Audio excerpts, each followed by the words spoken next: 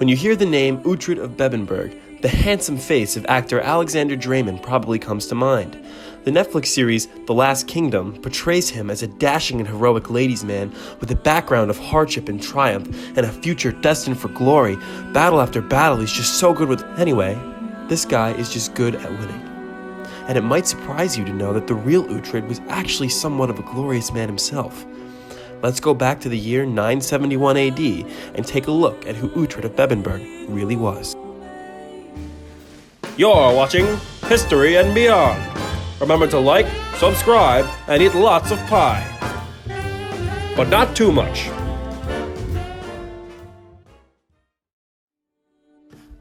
The year is 971 AD. A crying baby is baptized at the fortress of Bamborough, and the ealdorman Waltiof of Bernicia greets his son and heir, Uhtred. Not much is known about Uhtred's early life. History seems only to become interested 35 years later when Uhtred is forced to go to battle for his homeland and for England.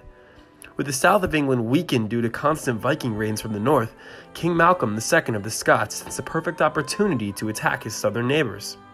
As he marched through Northumbria, there was not much resistance. Without help from England, the kingdoms of Northumbria were forced to, shall we say, take care of business on their own. And that is where our hero Uhtred comes into play. With the ealdorman Waltiof too old and weak to lead an army, Uhtred led the men of Bernicia and a force from York to Durham, where the Scottish army had been ravaging.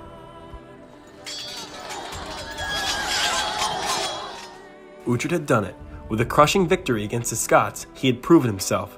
He did so well, in fact, that he caught the attention of the king of recently united England, Ethelred.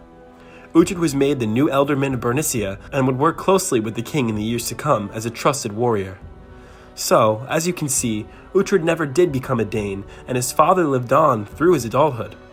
Instead of being known as Uhtred Ragnarsson, he was known as Uhtred the Bold due to his triumphant actions. Let's continue. We all know The Last Kingdom portrays Uhtred to be a ladies' man, so let's talk a little bit about his wives. Yes, I said wives. Uhtred met his first wife, Ygfrida, when helping the monks in Durham clear site for a new cathedral to house the remains of St. Cuthbert. Ygfrida was the daughter of the founding bishop, known as Bishop Aldhun. This led him to gain multiple estates that once belonged to the church. Well played, Uhtred. Well played. Uhtred wouldn't stay with Ygfrida for long, however. After becoming ealdorman of York, courtesy of King Ethelred and his murder of the current ruler, Uhtred decided he was tired of Ygfrida and married Sigge, daughter of a wealthy citizen of York. The entirety of the north was now united under Uhtred and House Bamborough.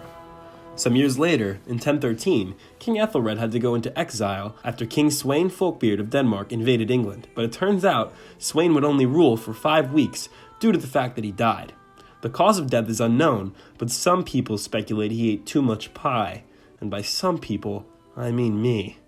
Moving along, when Ethelred returned to his kingdom in 1014, he was so excited to be back where he belonged that he let Uhtred marry his daughter, Elgifu. I don't fucking know how to say Elfgifu. But welcome to wife number 3.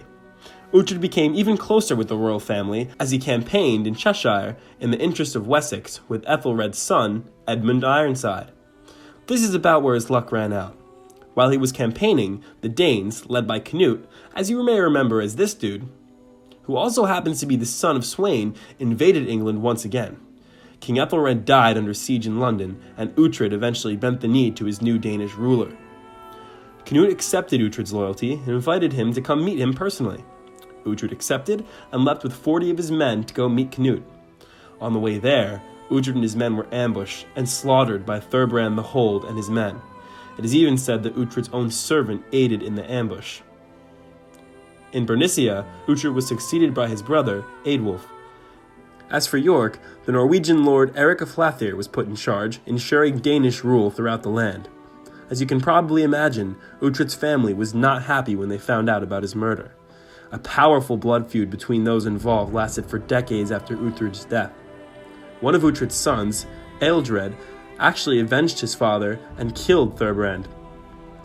Some years later, Thurbrand's son went and killed Ealdred. This is why I'm a pacifist. Finally, in 1074, Uhtred's family regained its prominence as Uhtred's great-grandson Waltiof became Earl of Northumbria. This guy really settled the score, as he murdered most of Thurbrand's grandsons and great-grandsons. Well, that's enough of that. Hopefully you now have a good understanding of who Uhtred of Bebbanburg really was. Thank you for watching History and Beyond. You see that fire? It's fueled by you. Make sure to like and subscribe. And make sure to tune in next week so you can learn more and more and more and more and more until you're so smart that you can take over the world.